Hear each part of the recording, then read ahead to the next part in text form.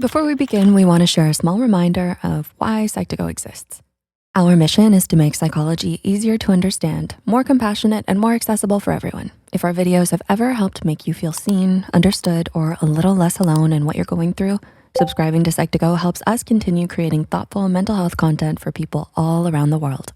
We're also working toward 15 million subscribers, and with your support, we hope to keep making videos, tools, and resources that help people better understand themselves and heal.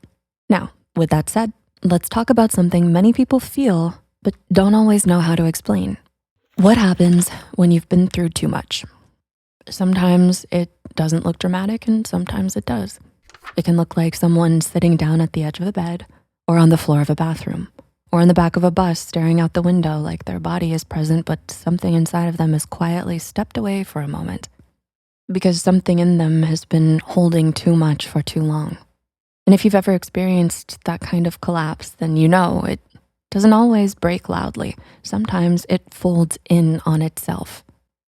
Like your mind is whispering, I can't carry all of this at the same time. A lot of people who have been through too much don't even realize how much it changed them until someone points it out.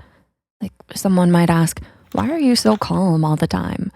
But what they're calling calmness might not actually be calm or peace. Sometimes it's actually numbness or exhaustion, or just what happens when your emotions have been running on emergency power for way too long. To some people, you may seem mature, wise, thoughtful, and patient, like the one who always knows just what to say. But sometimes that maturity didn't come from being guided gently through life. Sometimes it came from being forced to adapt too early. From learning to stay composed in situations that were far too heavy for your age or your body or your heart. Psychology has a few ways of explaining this.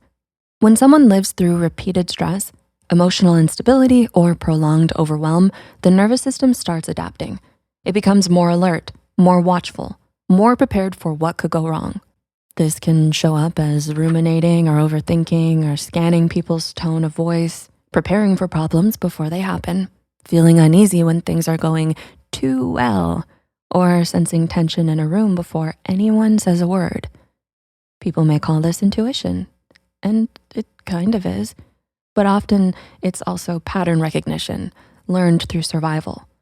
Your mind learned that uncertainty could be dangerous, so it started building defenses. You didn't ask it to. It was just trying to protect you. And even when life gets safer, these old defenses don't always disappear right away. They linger, like old architecture hidden underneath a renovated building. That's why people who have gone through too much often carry traits others misunderstand. They may seem independent, but underneath it, that independence might be a fear of relying on people who could disappear. They might seem quiet, but inside they may be thinking 1,000 things at once. They may seem strong, but strength for them may have started as survival. And sometimes they become the person everyone leans on.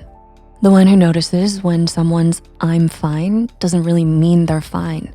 The one that can sense tension, sadness, or discomfort before anyone else mentions it. The one who knows how to comfort others because they know what pain feels like firsthand. And that kind of empathy is powerful, but it can also be exhausting. Many people who have been through too much become very good at carrying other people's feelings while quietly struggling to name their own. They know how to hold space, but they don't always know how to ask for it. They know how to listen, but they may not know how to say, actually, I'm not okay. And that's one of the loneliest parts. You become the person who seems emotionally strong enough to help everyone else while feeling unsure whether anyone would understand the full weight of what you carry. This can also affect relationships. When you've been hurt, overwhelmed, or emotionally stretched too many times, too many ways, vulnerability can start to feel risky. It's definitely not that you don't want closeness, but closeness has sometimes come with pain, unpredictability, disappointment, or danger. So you may open up slowly, apologize too quickly, stay quiet about your needs, try not to be a burden, or feel yourself bracing for something to go wrong even in moments that are supposed to feel safe. Your mind is always trying to help you survive in the best way that it can. You're not broken, But so many people walk around believing that their reactions are flaws, that they're too sensitive, too guarded, too tired, too complicated. Most often, these are not character defects. They're just adaptations. They are the emotional reflexes of someone who had to grow around pain. And strangely, there can be something deeply beautiful in that too. People who have gone through too much often notice small kindnesses that others overlook. They appreciate gentleness. They value emotional sincerity. They understand pain without needing every detail explained.